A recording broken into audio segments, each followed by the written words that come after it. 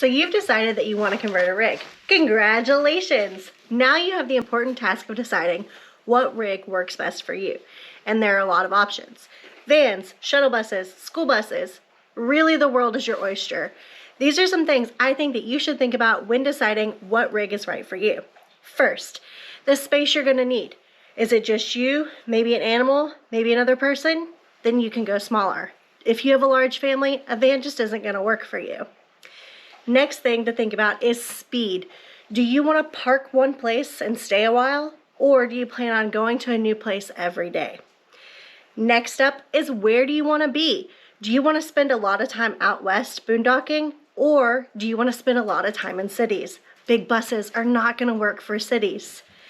Then you have to think about your budget. If you're going to go with a new Sprinter, you got to be ready to shell out the dollars. Or you can spend a little less on a school bus.